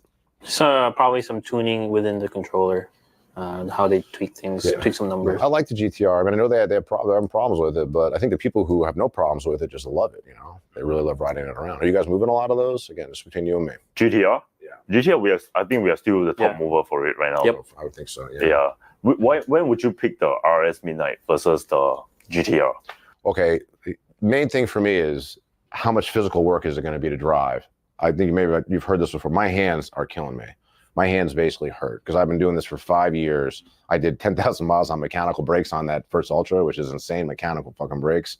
My hands hurt. Really, my whole body hurts because I'm older. My shoulders hurt, back hurt. So which scooter is physically easiest to drive? I think it's the RS. That's the least amount of energy output for me. Okay. But it doesn't mean it's the best scooter. Like I try to talk in absolutes, because the GTR does have certain advantages. If you're going to hit some like unknown bumps in front of you, you're going to go over that very well. And how do you feel about like going from twisted trigger? I think that this throttle that they have in the RS is terrible. I think most of the market agrees. It was they're trying to do something different there, I guess.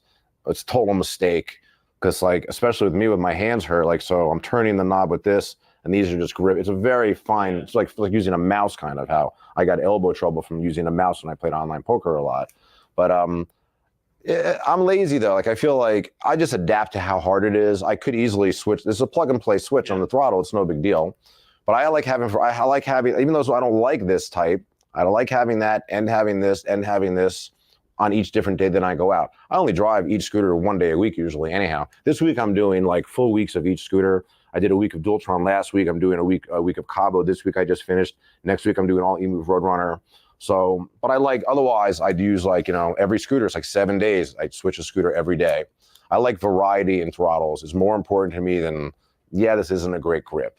But yeah, I would ultimately like to change that for sure. But I like how the handlebars are like tapered towards you a little bit. You know, the riding position on the RS, that's what I feel is I really like. This was a hard ride coming up here, though. When the roads are smooth, it's easy. But when you're on bumpy roads on any of these scooters, man, it's a hard fucking ride. Do you think we should ask Emotion to change the throttle to down? Absolutely, absolutely. Yeah, I mean, they're doing a lot of things that are like novel, like new things, like things that nobody talks about. Is there's no voltage sag on this scooter. First of all, when you trigger it, nothing changes, which is, you would think that wouldn't be that hard to do, because I mean, new owners especially, like, oh my God, am I out of battery already? You know, you get the half battery throttle and it reads almost zero. It's scary for new owners. But the on the RS, that's the only scooter I've ever gotten that no voltage sag in the readout. But also, it also all the way down to probably 10 or 20% usable battery still hits its top speed. As we know, once scooter gets down to 50% or lower battery, this is actually how I gauge how much battery I have left, by how fast can I go in first or second gear, knowing how fast it goes with a full battery. So, but the RS seems to be able to, like, I drive it in second gear, just almost exclusively, 40 miles an hour. What the hell do you need to go faster than 40 for? And to me, it's a perfect scooter that goes 70, but if you drive at 40, you're at such a sub-max load, it'll last longer. You know, why destroy it? Why, you know, you don't buy a car that goes 90 miles an hour and drive at 90. You drive at 55 or 60. But people with scooters think they're going to drive 70. I think it's like a weird thing. Like, you might try it once. But anyhow, I just like it. You can go all the way down to 10 or 20% of what I consider usable, and I'm still getting 40 miles per hour in second mode. That's special, I think, about the RS. I also like the wider tires. I can feel it when I'm turning. That 3 to 3.5, that's a pretty big difference. You know, it's like, I do like the wider tires on it. And I feel like the brakes are definitely more effective on that scooter than my other big scooters. I was telling Levin, actually, maybe I should bring it in, because I thought I could fix it myself, but my rear brakes on my GTR are just terrible. It's mostly, the front brakes are good, actually, but I haven't been able to, and I know how to bleed and adjust the caliper and everything, so maybe we should just put another set of brakes on there. But yeah, every scooter, though, is good. There's no best scooter. You know, because there really, really, really isn't, in my opinion. You know, and if I ride it and put thousands of miles on it, you know, at least it's a somewhat good scooter no matter what. Yeah, I still like the GT though, just the GT, the Wolf King GT. Awesome. If I had $3,000, if my mother asked me what to buy, I'd say buy that. Yeah. You know, there's nothing like, I like the Ultra 2. You can get that for $3,000 now too, I think. But no, I'm hooked on the dual forks at this point. After driving single stems for years, I feel like the dual fork thing is, the new buyer is going to always look at a scooter. They think they're going to sell a lot of these RX-7s, by the way. You want to talk about that? RX-7. Are you friends with him? Dude, you want to know something? This guy actually tried to sue us. Really? Yeah. Oh. I'm friends with Andrew, you know, right? So I know this. I know this. Yeah. Okay. He's told me a little bit. He told me a little bit. Don't want to say too much, because there's an ongoing lawsuit right now. Okay. Wow. But we are ahead right now. We'll see. We'll see how it goes. Meanwhile, this guy named it the RX-7. Like, you never heard of the Mazda? I know. I was what? Yeah. That's an interesting, again, this is like got to be off record shit. I mean, I don't care if anybody hears me, but, you know, what was that guy known for? I'm not going to say his name, but he was known for being a nan-robot reseller. Right. That says that volumes. Right. We know this is a piece of shit scooter, you know, or not a top tier scooter at all. And I think just by putting on Maguras and PMTs, this is going to be more problematic. Like, I wish the best for the buyers of any new scooter. Like, I'm not cynical or negative or pessimistic, but man, to buy that, I just can't imagine. Like, even putting on PMTs is harder than putting on other tires. I feel like it's going to be a... PMTs are a bit, the durometer of it is really thick, so it's harder to put on. I use, when I was back in Ryan, I'd do it manually. But usually you need a machine for that. The supply chain is tough. Yeah. Italians, right, generally, they don't reply messages for 3 weeks. They replace an order for PMT.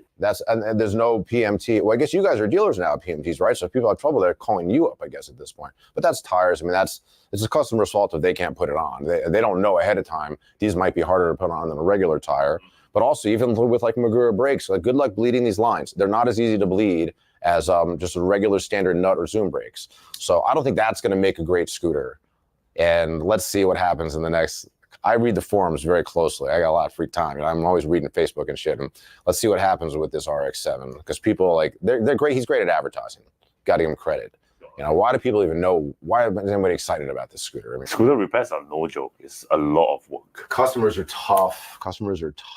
As you know, people will bring the scooter in for repair and leave it there. And imagine if it's your own little business. Like when I walk into every time I walk into the warehouse, Levin always says, tell your people to pick up their scooters. Because there's always people who will complain like you're taking too long. But they don't see the other end of the picture where, yeah, and you guys can't complain to anybody as the vendor or whatever, like you're taking too long picking up your scooter. Right. But why are we leaving it here for weeks? Yeah. Are people putting off paying for it, do you think, at that point? Or at that point, have they paid for it and they're just being lazy? It's a lot of mixed answers, yeah. So yeah, but it's a tough business. I mean, I knew a couple guys who have like scooter garages, and it's pretty common for a customer to feel like, to be so upset that they feel like this guy stole their scooter. You could tell a person, the parts are coming from China. I have no control. It's going to be weeks. And the person will go crazy. Right. I've had to like, because I guess I'm a little bit known. I won't say who, but I've had people contact me. Hey, I gave my vehicle to this guy, and I think he stole it from me. Yogi Steve, can you help me? And I make it a point not to get involved in other people's business affairs, you know. Right.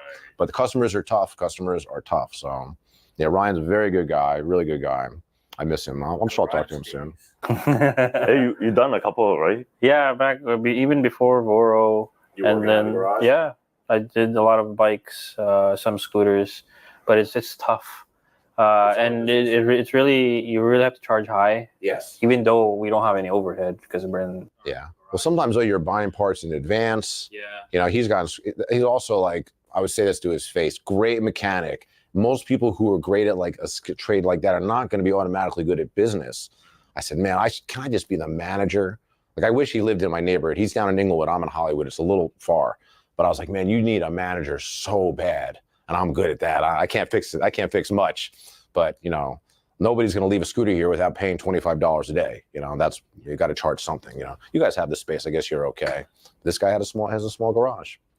But, yeah, it's fun though. I mean, the nights that I was grinding just because extra money in the side, and then dealing with customers is a different story. It's the worst. And it probably always starts like, it's good when they first meet you. You're like best friends. Oh, this guy's gonna fix my scooter. My best friend.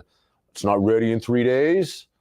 So towards the end of that journey of mine, I started kind of cutting out all the small jobs, like brake jobs. I cut it out. Yeah. So I started pulling in high value customers. So especially big time, so anybody that wants to do a ground up customization, that's the only people I take. So yeah, man. But the trickiest part is when someone bring it in for one issue, but there's like 10 other issues. Yeah, that's another thing. Yeah. Also, people and they try to work on it themselves, and Ryan opens it up. He's like, "What the hell did you do to this scooter?" You know? I've seen a lot. Yeah, I mean, I feel like I'm glad I can generally do my own tires, brakes, light framework, but I'm not gonna even bother like trying to learn electronic stuff. I feel like it's too deep of a hole. But it's a big hole. No, I believe it. I started with LED lights, and then it just went now doing controllers. Oh, that's crazy, man. Yeah. I didn't even see this thing. This is awesome. Cruiser 6. We didn't get another one for Cruiser V. Yeah, we should get another one. This is from the Pillow Guy on Instagram. It looks like a TikTok product. It does look like something like that. You just send a picture in, and they made you a pillow. Yeah, it's very famous now, I think. Like That's 1 million plus followers. That's hysterical. But anyhow, so let's get the specs on the V2. So we have a container coming right now. So how many are in a container between you and me? 350. Holy shit! I thought a container was 50 for some reason. You have 350 units coming. Correct. And they're probably going to be all pre-sold by the time you get them. They will. You don't have a price listed online yet, though. I didn't see a price yet. Do you? No, we don't have a price list yet. You just have a list. Correct. Okay. Yeah. Then we have a waiting list that we're updating customers on. That's what I saw. But I mean, that's just like a contact list, really. Those, you know. But I just feel like, yeah, that's going to be a big deal. I think the main thing that people should know about is the story behind it. Because I mean, a new person will walk in, oh look, a cruiser, but they don't know the backstory of how it started and how it developed. Yeah, I think the interesting position we are in is that we have so many manufacturers we are working with, so we experience a wide range of issues that people don't normally talk about, but there's so much problems daily that we're trying to fix. Yeah. With all the suppliers. Yeah, I can imagine. And look, this is a new product coming in, so it's a whole new batch of who knows what's going to happen. I'm optimistic, but when you sell a lot of units, X percentage. Yes. Correct, yeah. Correct. Something will always X percentage. All right, my bonus code will work on this too. My Electric Scooter Academy. Perfect. Your bonus code will set you up. Give me the dual motor one. Okay, give me a dual motor one. Okay, please give me, because that way it'll be a little easier to do deliveries on. And also I can prove, because I am skeptical, just straight up, how could it get the same amount of range? Doesn't make sense. And it doesn't even have to get like the maximum, as long as it gets like 35 or 40 of real life delivery miles, that's a lot. Yeah. None of my scooters get more than that, just, you know, my biggest scooters, delivery miles, or I'm driving mid 30s, high 30s, starting and stopping like crazy. No scooter gets more than 40 miles doing that. No scooter, my biggest scooters. So if the Cruiser at that price point can get that actual range, doesn't have to get 60, that'll be insane. Yeah, we should definitely give it a try. Yeah. Yeah, the speed is good. I think the deck size is good. A lot of accessories can still fit on a Cruiser. Yeah, you know, it's funny. I actually recently started wearing the box on my back for like my Thunder 3. The handlebar on that is just way too low, and it's very bad. With the box, I'm too far. So I finally started wearing, probably on the Cruiser when I get it, I will probably just wear a box on my back. Oh. I don't really put a lot of accessories. I know a lot of guys like that shit. I usually keep mine plain. But yeah, well, I would love to, like, you know, bang out a lot of deliveries on it. That's how we're going to sell them, you know. If I'm doing deliveries on it, then it's a fine scooter. Yeah, that's and if awesome. something's wrong with it, we'll find out quickly. Yeah, you know. Agree. And I think so far, like all the road runners, the Cruiser, when we launch it, there's not a lot of critical problems, like critical issues that we cannot fix, if that makes sense. Well, it takes a while, I think, to learn. Like, I always call them systemic issues. Like, if you look at like the Wolf King GT Pro, and Ginger on Wheels did most of the work on this. So what does it need? The rear bushings, they actually have the wrong size nut on there or something, so the bushings wear quicker. So for a small amount of money, you can buy the goddamn bushings and just fix it forever, indefinitely. I think some of the GT Pros also had a problem where if you would switch gears, it would turn off a motor, right? Yeah. Not every unit. My unit doesn't do that. But once you identify these systemic issues, like, knowledge of the problem is the beginning of the solution. So we got to find out what's up with the V2 by putting miles on it. I can't wait. Yeah, we have a after sale program we're going to initiate for the Cruiser 7, so we'll have a close watch of anything that happens. Okay. Emove Cruiser V2 Academy. I'll start that today. I'll use the pictures that you sent me. Which color do you want? Oh yeah, we asked everybody to choose already. Oh, which color? I don't know. What are the options? black, white, green, and orange. That's really hard to. If it's whatever's better for you guys, I guess. If it makes a difference, I don't know. If you're trying to get rid of a color, you can give that to me. I don't really care. Maybe less inclined to want black because every scooter is black. But yeah, whatever color you guys. It doesn't matter to me because I'm a utilitarian. You know this word? Like, I'm into the utility, minimalist utilitarian. That's what I feel like I am. So it'll be very cool. It'll be very exciting. It's really exciting to be when something new is. It's been a while since we've had something new come out, you know. So yeah, I'm excited. Yeah, even the white color, the pearl white that we chose, at night it's gonna reflect a different color. Oh really? Wow. Because like ladies like it. Listen to this guy. You know? It is like important to think, and how the hell to break into that market. It's an interesting thing. You know, for years poker was all men too. Yeah. Now it's got probably 15% women. It has changed over time, but You also did a pod with Joey Diaz. Yeah, that was a very amazing thing for me. 9 years ago, right? Right. I used to say 7 years ago, but it's 2025 almost, right? It's 2015, almost 10 years ago. Basically, my buddy John, his name is John Budd, doesn't really smoke weed. His real last name is Bud. I can give his name out because he owns a martial arts school in the Valley. Before COVID, it was in Van Nuys, I think. Now he's in Sherman Oaks. But he trained Joey Diaz. Joey Diaz is into like martial arts and stuff. You can, if you ever listen to him talk about it on Rogan. And this is so long ago. It's amazing. I mean, I'm so old. But yeah, he's for years, John would talk about Yogi Steve this, Yogi Steve that. John Bodo is my best friend from college. We're still good friends to this day. And Joey was always like, I always pictured Yogi Steve to be like a hippie with long hair, wearing patchouli oil, smelly. And I probably do fucking smell. Probably do fucking stink, but I mean, it's not from patchouli oil. It's from pussy. But listen, but anyhow, he was taking classes there, and I started teaching a kettlebell class there. It's called hard style kettlebell. It's actually a style of kettlebell training that's based on Olympic training.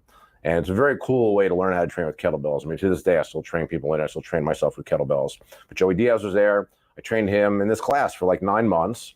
And after 9 months, he's like, Yogi Steve, like, I want you on the podcast.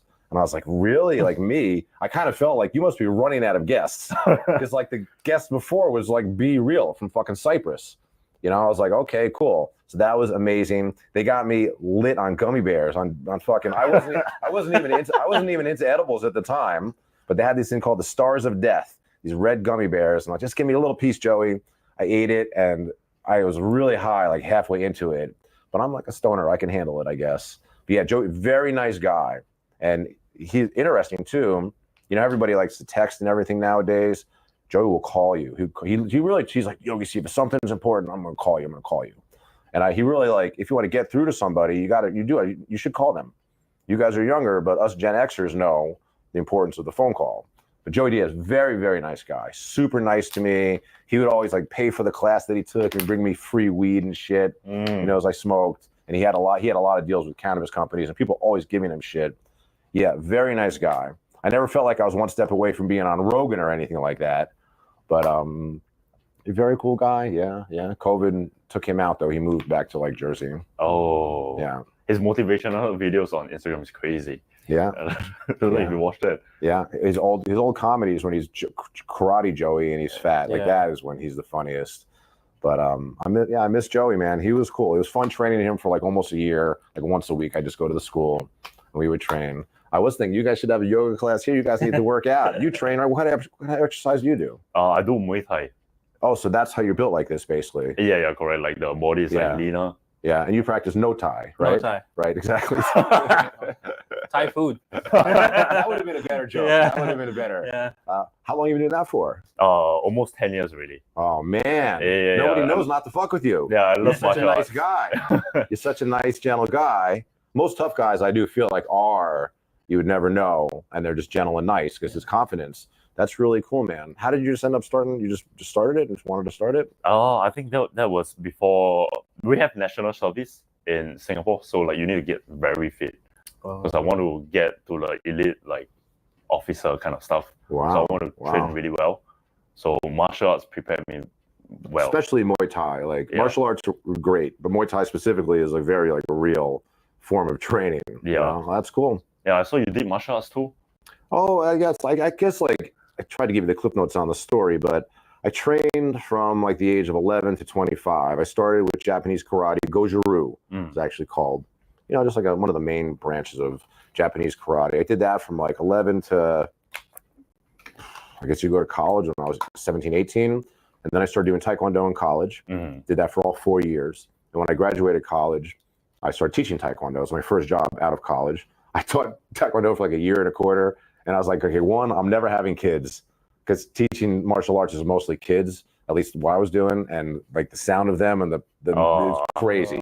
They drove me nuts. They'll scream. But after like doing that, like that was kind of like I do things for 10 years often in life, like 10 years of poker, maybe a little more, 10 years to yoga, 10 years of martial arts. By the time I'm like 25, it's already like done. But I can kick really good. I have a very good roundhouse kick. That's awesome. I'm not a real tough guy. I'm not a real tough guy at all. I feel like I don't ever want to be in a fight. Even in a real fight, when you hit somebody, you break your hand. You know, there's very little wins in a real fight. You know, so I'm not a real tough guy, but I had great flexibility even more flexibility from being in yoga. But martial arts, I think, are just crucial for people, like for kids, basically, when you're young. I mean, especially like, you know, kids nowadays. Yeah. You know, it's a great discipline. And That was me 10 years ago, or maybe more. Were you 15 training? You were years training you or training? something? I did Wing Chun for like half a year. Oh, yeah. So you learned about the center line punch? Yeah. Oh, Yeah. You use the door too? Yeah. The wood. It would. You should have stuck with that, man. Those dummies are pretty cool, man. Trying to find. Let's see. I think I have a picture of. That's me because from, of Paul Really? Bruce Lee. Yeah, you see, this is when I was really. Oh, that's young. you? With hair too. With hair too. Oh. Enjoy. Look at Mike. He's like, let me see that. Dang. Yeah. Look at Flex. all- He's like, look at all Can that we put hair. this picture See, up or no? He's looking at the kick, but it's really the hair that he's mostly interested in. I was just 20. I was in college in this picture, so I was 20 probably. I would have think it's Jean-Claude Van Damme. Oh. I'll tell you something. Like at the time, like that was our role model. Like as a kicker, as a kicker, you can make fun of him now, but as a kicker, he was the first person to put his leg in the air and do repetition kicks. And that was my thing. All I had was a front leg roundhouse kick. I could just put it in the air and hit anybody, you know. But I had great instructors that would just beat the shit out of me, and it was good. I would beat the shit out of the students. Instructors would beat the shit out of me. But I taught for a while, but I just, you know, I gave it up. But it's a good thing to have in your background. You carry it with you forever. 6 months of Wing Chun, I guess, is better than nothing. Yeah. I mean, because it was a mixture for me because I used to dance in high school and college. Oh, really? Really? Wow. So that was We my got to get you exercise. active again, man. We got to get you working dude. out again, bro. I'm getting old. So, but yeah, I want to never get too old with working out. You're not. You're 30 something. You said. 32. We can get you back in shape. Yeah, I know. I actually, what I do- want to. I do actually say as a trainer, I train a lot of people for many years. Up until the age of 40, you can make a lifestyle change. After 40, very hard to get people to change their diets, or even just like, you probably would still enjoy working out. You know, you probably would, especially if you're eating good, you'd enjoy working out. But you get to 40 and never really worked out, it's like very hard for these people to like start. I definitely noticed that in training people for sure. So it's good that you're training. I'm glad I'm in shape, because to be older and like not in shape, it's a typical American, you know. And my girlfriend is not only a doctor, but she's a marathon runner, Boston Marathon qualified. She's a flamenco dancer. I'm just bragging. Damn. But yeah, she's got legs that go for a lot of things going on. She's got legs that go on forever. That's a compliment, right? But being in shape though, like, and I've had girlfriends that are out of shape, but you know, it's just my own thing. I like being in shape. I like, you know, I'll be 54 in a couple months, so yeah. There are so many scooters here, but I think you have a lot of sponsors. You must have a lot of sponsors like trying to sponsor you now. Me? Yeah. Well, last year was more. Last year, probably because of the effect I had with you guys, I got so many emails. I don't think I was the only one. I think last year was a peak of YouTubers getting emails from like all these companies. I don't want to say like Chinese companies, but I mean brand companies I never heard of. And I got a couple of things this year. I usually just make one scooter and then sell it. Last year, I was a couple times a week. Can we send you a scooter? Sure, send me fucking scooters. It's fine. This year, it's definitely a lot slower. This year, I think. I think actually, I was talking to David from Electric Scooter Guide. Yes. He was saying I think this year is going to be like the next year is going to be very important. To, like, we're going to lose a lot of these lower end brands. They're not going to be able to survive. It's going to be make or break time. It's only becoming more competitive. So, but yeah. Yeah, I think for those lower brand entry level models, now there's more tariff to them. Oh, really? Yeah, because the 25% tariff only applies to the high end ones. Wow. So now it applies to the low end ones too. So a lot of them are going to see a price increase. Interesting. Yeah. Yeah. I mean, I really have very little interest in working with anybody else, and we got a good thing going on here. So let's just keep moving. Awesome. Thank you for being with us. Yeah, of course, man. I'm flattered you guys wanted to hang out and talk. I actually thought we were doing like I didn't realize it was mostly just talking about me, but I'm happy to come in. Yeah, man. Thank you very much. Good to see you guys. Awesome. You want to talk about Roadrunner V3? Oh yeah, I haven't even thought about it. It's interesting. You've been posting about it. Yeah. But how is the? I haven't really read much about it. You've been posting a little bit. How is the V3 going to be different? Like the smaller model in the V2 to V3, not the Roadrunner Pro next one. Yeah, not the Roadrunner Pro, the next one. The V3. What are the differences going to be with the 3? I mean, the biggest one will be the suspension. Oh, it's going to have a suspension coil on it. Yeah. Okay, I got to look at the pictures. I don't even know if I even looked at it. And then the pedal kit. A pedal kit, so you can get away for the people who live in very strict areas. For people who live in strict areas, you can put the pedal kit on and pretend that you're pedaling this thing. No, but you can actually pedal. But it does actually. You pedal. can pedal. Interesting. Yeah. Does the market wants this though, right? It's weird living in California, where I feel at least this part of California. I know other places they're being strict, like Orange County, but it's weird thinking like a guy would get pulled over. But I think that's the bike world, though, right? Like the scooter world, the bigger bikes are more of a threat. So the pedals make it so you can kind of say it's legal, I guess. Interesting. Especially Europe. Yeah, Europe is a big one. Oh, really? Yeah. I believe it. And it's funny, when the V2 first came out, I remember it was a big deal. Like, this scooter has no suspension. And I remember first riding it, just being honest, like, oh, yeah, this is hurting my ass. Let me tell you something. I do 50 miles on it now. I did a dual battery shift recently. I don't even notice it doesn't have any. You adapt. I think you adapt to the scooter. Your body gets hard. You get hardened. And like the V2 doesn't feel like an uncomfortable, no suspension scooter to me. It's hard to ride physically. Don't you have the old seats too? And I have he has the old seats. I have the old seat that's like being assaulted. The old seat? Yeah, mine's all ripped and shit. Yeah, I don't even have the new seat on. That's crazy. Yeah. And even then, I'm fine. I just feel like you adapt to it. You know, you just get used to it. So the V3 is going to have a suspension coil though, huh? Wow, that changes the design of the scooter a lot though, quite a bit, right? A little bit. Yeah. Not too much. Is it going to have the same like battery? Yeah. What I really love about this scooter is that even though it doesn't have like crazy ripping acceleration, I think that protects the vehicle from like having problems. The way I always described it was, I think the BMS on this is like dialed down or something. So it only goes like takes off at a certain pace. You can get to 30, but it takes a long time. But that's how you get 25 miles out of this battery, you know? And you don't see problems of like motor burnout or battery problems on the V2. Right. Which is really, that's super important, Well, I can't wait for the V3. I'm ready. I need new products, so whenever we're ready to go. Yeah, but even the Pro, only the cables are burning out. Yeah. There's a couple of them, but there's no motor failure that I know of. No, Yeah. yeah. I think we have the systemic problems on the Pro narrowed down. What are the problems? Problems are some people have trouble seating the bead on the tire, which is kind of typical because it's not easy to do your first time. People eventually do it. They eventually get it done. And so some frame stuff. So you came out with a new bolstered frame. That new frame, I'm pretty sure is going to be resilient and it's not going to have any problems. And what else about the V2? Yeah, the thing is, I never disconnect my battery, and I don't even know why guys are. Just fucking leave it in there. You don't even have a second. If you don't even have, if you had a second battery, fine. But guys, for some reason, they have to plug and unplug it. I guess it's designed to do that, but the guys who are doing that, a percentage of them are having trouble with it's the connector, right? Right. Yes. I never had that problem. So I never disconnected my battery, and I just leave it in there. And if somebody asked me, I'd say, this is not, not that we ever talked about it, but I know you guys marketed it as a removable battery, and people asked me, said, it comes out, but I don't think it's really removable. I think it's kind of made just to stay in there. Just leave it in there. Unless are you carrying the second battery to put in? No. So removable batteries even on scooters to me are a weird thing. I think that market research might make it seem like people want the battery to come out of the deck. But I'm trying to think, why? Like, is it if people who have a house who want to put the scooter in the garage, then bring the battery in? Like, why don't people want to bring their scooter into their house, or their home? But I guess like some people must not want to, I guess. Yeah, I think New York is a big use case for us. That's that for sure. That makes sense. Yeah. Then we're trying to increase the wire gauge on the Roadrunner Pro, so that doesn't happen. You guys will fix that. I'm sure you'll fix it. I mean, you're aware of it now, and it's happened a bunch of times. You can see it in the group. But again, like I feel like if you just leave it plugged in, you'll never have that. I can't imagine you'll have that problem. Yeah. And some of these guys get their scooters wet too, which is a mistake. The connector, when people take it out, put it back in, sometimes you'll forget it's all the way in. So maybe they'll go off and then. Oh yeah, that's a big one. Interesting. They don't put all the way in. Yeah.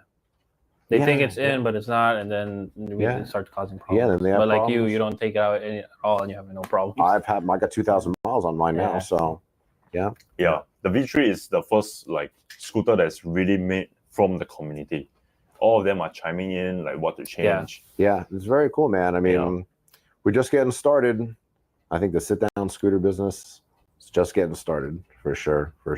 Yeah, it's very cool. It's probably the first kind of form factor. You're still pretty far away from that coming out, though, right? Yeah, it's still a while away. Months, many months, right? I mean, a few months. Yeah, I can imagine. Yeah, Levin is cracking his head all the time for every issue. Yeah, I can tell. I believe it. Yeah, I know, man. Where's my scooter? Where's my parts? Yeah, that's your life, I guess. That's your life. What are you drinking? The Rehab Monster? Yeah.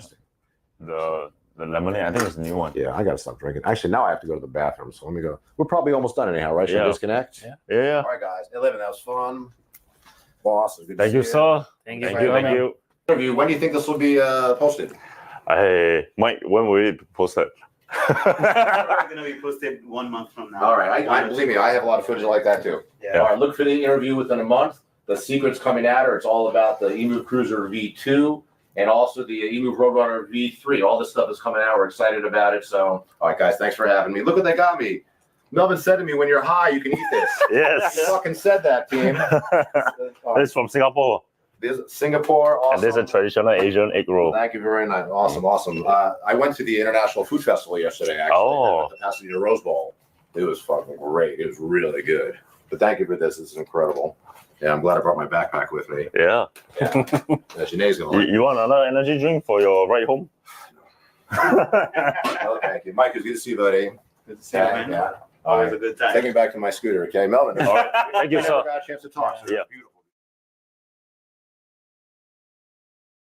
And sometimes open ender plus flush draw, sure, but they're not bluffing that much. They just they call your 3-bet with 9s and your 200 big blinds deep, and the flop is 8-7-3 two-tone, and you c-bet half pot, and they 5x raise with 9s to get in 200 big blinds. That's this kind of player. They're just putting in a ton of money with pretty good hands.